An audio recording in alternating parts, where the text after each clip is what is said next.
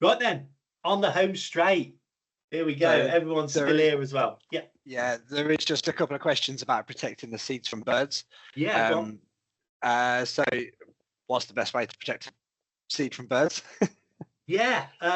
So it's a common one. You will lose some seed to birds. You can buy fleeces to cover over. The problem with fleeces, of course, is that you need to keep the seed wet and you're watering every day. So be prepared to remove the fleece water and put it back ideally, because what you don't want to do is be too heavy-handed with your watering. Some fleeces you can water through, but then the soil can get a bit sticky.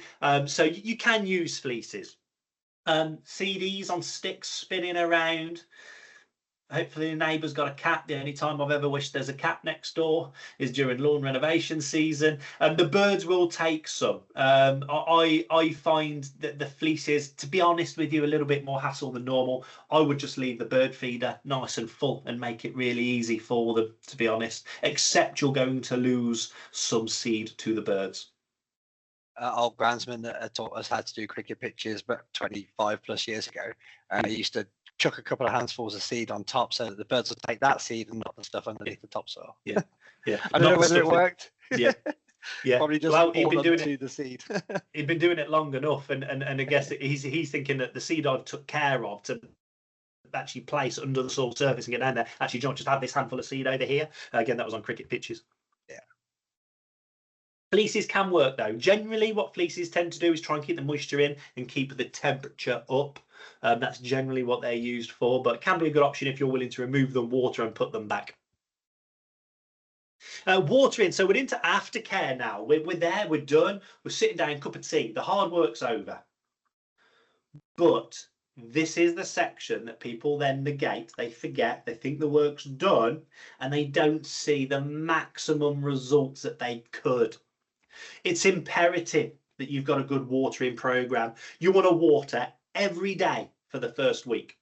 Book some leave, don't go to work from home, whatever you need to do. Like having a new puppy, make sure you're at home for this. You need to water every day for the first week. That may even be, if it's a particularly warm spring, or this is generally in the autumn, you might have to water in the morning and on the evening.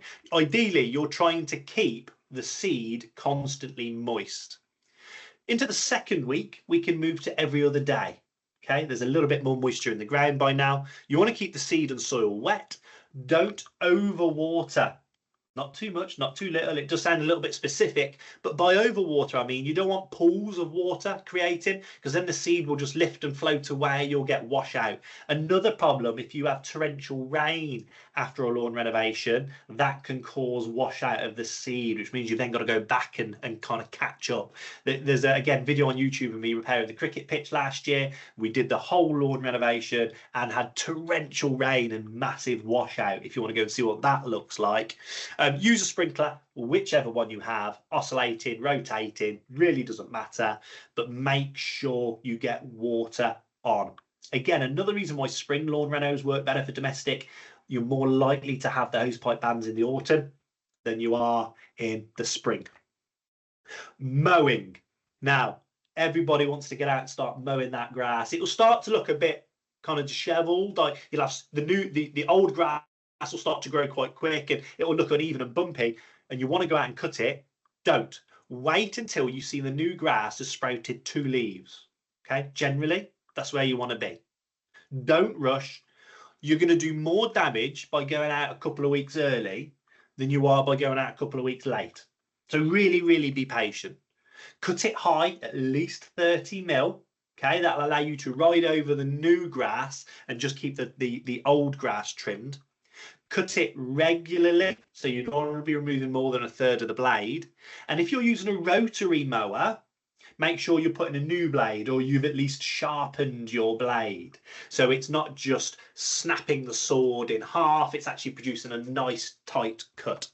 Cylinder mower is best for general lawn mowing all year round though. Certainly best for post-renovation. When you get into feeding, then the new grass will need nutrition as it establishes and for the entire year. A lot of people end up hitting a hard lawn renovation because they've neglected winter. treatment through the autumn and the winter, you need to keep feeding. For long-term success, you need healthy, nutritious soil, which generally is a granular treatment, not so much the liquid. Liquids have their place, but we're talking granular if you want the nutrient in the soil. And that means applying the right amount of the right type of fertilizer just at the right time. That will help you fend off lawn disease, make your lawn more resilient, and you'll have the best lawn in the street by far. And that is exactly the purpose. That is our whole aim, our whole ambition at Mowd Lawn Care, is to make sure you have the ability to produce those best lawns. What do you need to do now, apart from take a sit down because of all that information that I've just thrown at you?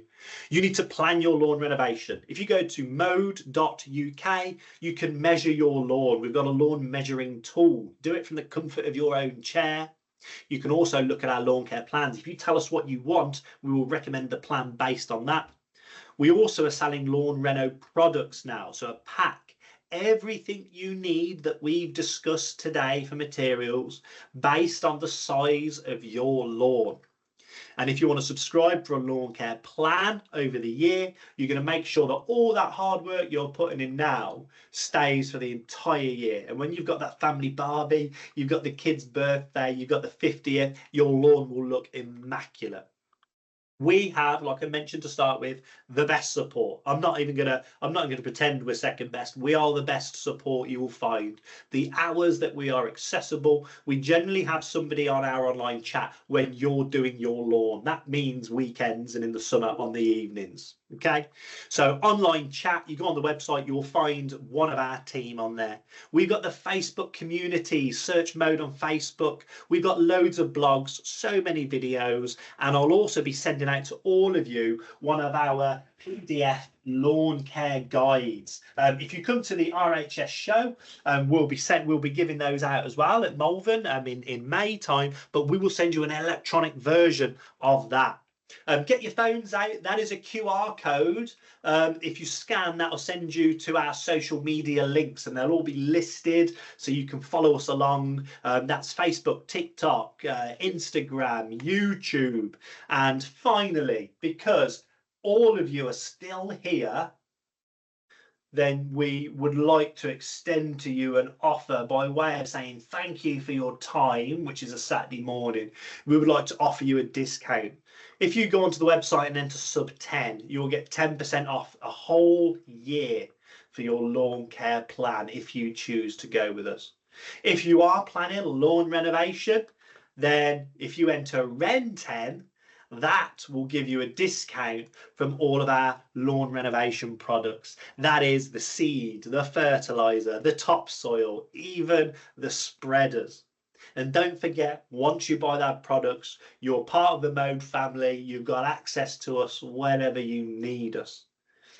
Dan, are there any questions that I haven't got around to answering? And to everybody else, is there anything I haven't covered that I probably should have? I don't think we've missed any sort of technical type questions. There was a question about that the session's being recorded and we're going to send it out. Yes, absolutely. Yes. We're going to send out the recording of the video. We're going to compile all the information and we'll send it out to you in a nice, easy to read email. It probably won't take you an hour and a half to get through there. We're going to upload it to YouTube as well. Yeah. So you'll be able to catch it up there. There's just a question just come in from Jack. I understand dog urine is quite high in nitrogen, which can burn the grass. Is there anything you would recommend putting down to stop burning? Is watering the area sufficient? Yeah, and look, we had a dog. He was absolutely grand, but my lord, he used to do a number on the lawn. So the dog urine is a classic one, and you'll find it's worse in the summer than in the winter. And the reason for that is, as you've already alluded to, watering. So a really good watering program. Basically, the dog urine, it's urea, it's nitrogen based, and basically it feeds the lawn so much it just burns and dies. And then you get this ring where it's actually the grass is growing brilliantly. So actually, if the dog wheezes and you see it and you can use a watering can and water it in, that's the best thing you can do. Generally, the best way to do this, and we have a lot of questions on this, is to have a good watering program. So you're sprinkling your lawn fairly regularly, getting an inch a week into it. But then just accept that you're going to have to pull out some of the dead grass and then put some new seed and topsoil in there every now and then. And if you do that every kind of month, before you know it, that seed germinates really quick. You can even pre-germinate it if you want to. That new seed comes up and your lawn just maintains a nice aesthetic. That's the best way to do it. Regular watering. Wetting agents can help, especially in the summer, because it will allow the water to penetrate the surface, and whatever water goes on will help wash that nitrogen or urea down into the soil and away. So that is your best option, yeah.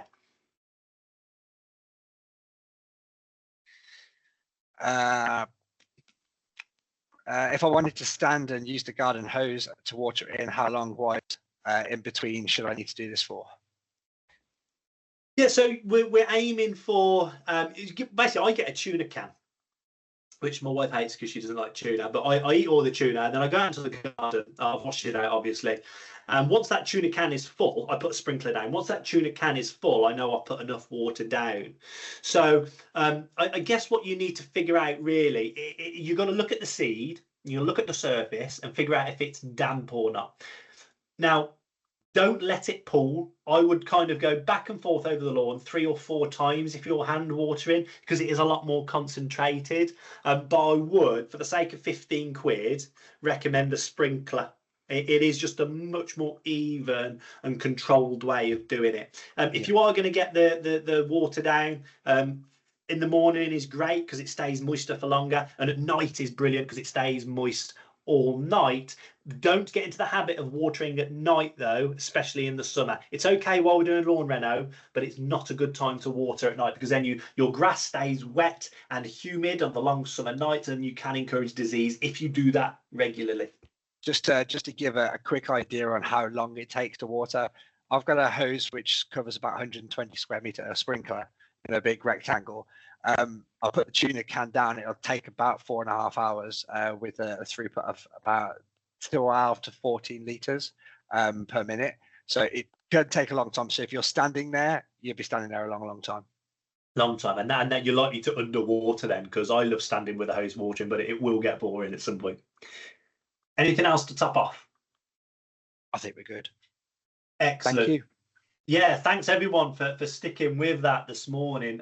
We do hope you have brilliant lawns this year, whether you get your products from us or not. Our main concern is that you've got a lawn that can kind of compete with this. We really want to see it as well. Get on Facebook and show us your lawns. There's nothing we love more than checking out other people's gardens and seeing the development process. So everyone, thank you very much. We do hope to see you soon online at the Malvern show, or we hope to see your addresses in our next subscription run, which is happening in the next week. Thank you all. We'll see you next time. Bye from Mowd. Yes. Thank you. Bye.